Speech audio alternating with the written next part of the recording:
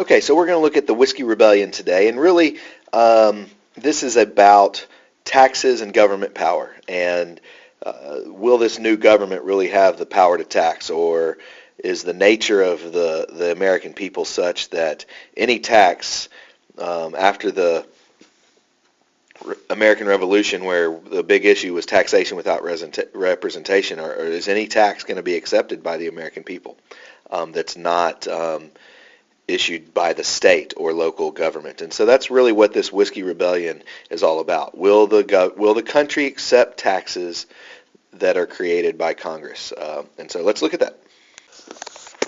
So before we can look at that, though, excuse me, before we can look at that, we have to really look at what the whiskey tax is and understand that a little bit. So it's not really specifically just on whiskey, it's on all distilled spirits, but whiskey was by far the biggest tax, or the biggest distilled spirit in the country at that time. And so you'll see there a picture of Alexander Hamilton, and that is because this is part of his economic plan.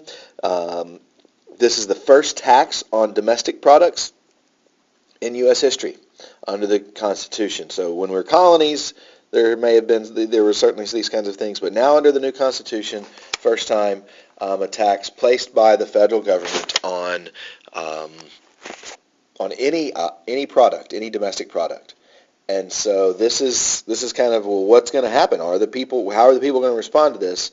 And it's during George Washington's presidency, and it becomes law in 1791, and the purpose is really to pay back those debts that we've talked about. And so this is part of the plan that Alexander Hamilton has, and you can understand that this is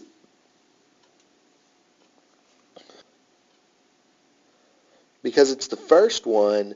This is an important kind of precedent. What's going to happen? How is the government going to handle this? How are the people going to handle this? And the part of the reason why they do this is the idea that, okay, it's a whiskey tax. It's a tax on distilled spirits. It's what is sometimes referred to as a sin tax. So something, maybe you shouldn't be drinking too much whiskey, and so you put a tax on something that it's also that would discourage people from drinking as much of it. It's also a luxury item. You don't have to have whiskey to survive. It's not, and so it's putting a tax on something that is considered a luxury. And so there was all that kind of wrapped up in this, but the big thing is, how are people going to respond to this first ever tax on domestic products? And to understand how the people are going to respond, we have to understand who it affects the most. Well, as we said, it's kind of a luxury tax. You don't have to have whiskey, and so, but of course it was a very common drink at that time, more so even than today, and people were accustomed to buying whiskey, but the tax wasn't so high that the people buying it probably felt as big a pinch as the farmers that were producing it, because it's going to affect an individual consumer. They may purchase less because it's a little bit more expensive, and that doesn't affect them a whole lot, but it does affect the person that's selling it, people that are selling it, because if everybody's buying a little bit less, well, now all of a sudden that's a problem. And so the people that it hits the worst are the western farmers in this region here, kind of western Pennsylvania, western Virginia, western Maryland, all that region. So everywhere west of this line, which is the Appalachian Mountains. Well, why does it hit them worse? Well, look, there's a huge mountain range in the way.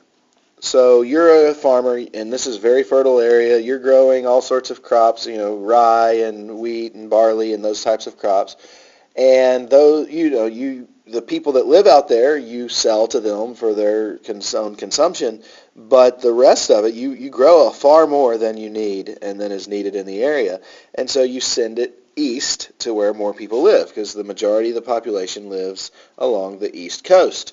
And so there's not a reason, there's no, the easiest way to transport it across this mountain range is to distill it first.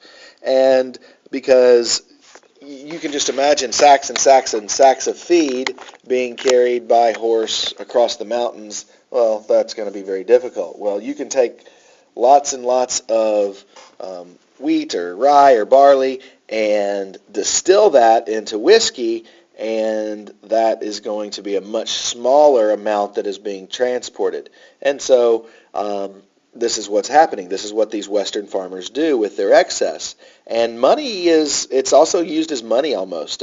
It's the biggest commodity they have, and so sometimes you'll purchase things using whiskey because, it's just something that everybody has. And so the whiskey tax hits the Western farmers the most. And it also hits the Western farmers, the small farmers, worse than the larger distilleries that are back east as well. And we'll look at that on the next slide. So their big complaints are that it's taxation without representation, without local representation. The federal government has put this tax on them. And so there's a group of people that say, the taxes, we didn't want taxation from the British Parliament because it wasn't local. Yes, we didn't have representation there, but it wasn't local. Well, the federal government's position is, hey, you've got representation. We have representatives in Congress. They passed this, and so you have representation. But many of the people that are upset about this say, no, that's not the kind of representation we're talking about. We only want local people putting taxes on us.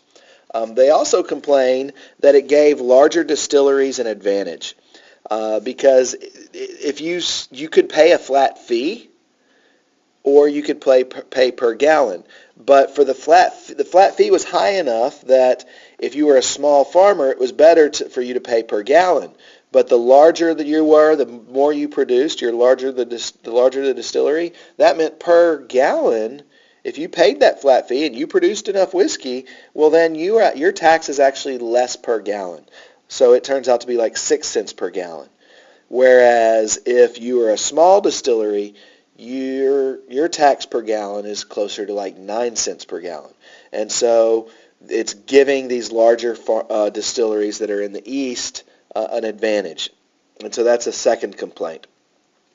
And so they begin resisting. This is passed in 1791, throughout 1792 and 93 and 94. They're protesting, sometimes in somewhat violent ways, like tarring and feathering tax collectors and things of that nature. So very similar to, and they're definitely modeling their protest against they're modeling it after the protest that took place during the American Revolution.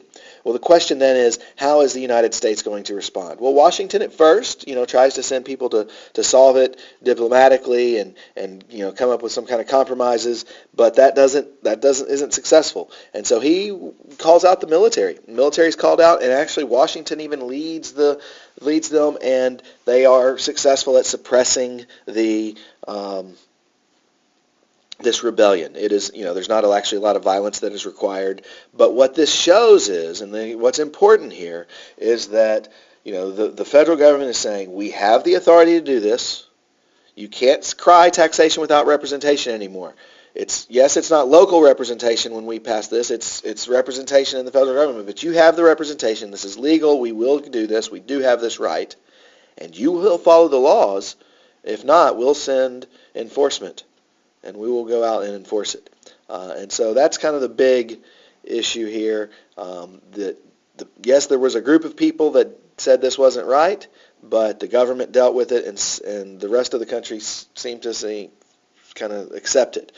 Certainly, Jefferson and the Republicans didn't like certain aspects of this, but in general, the precedent is set. We can tax you, and you will follow the laws of the new government.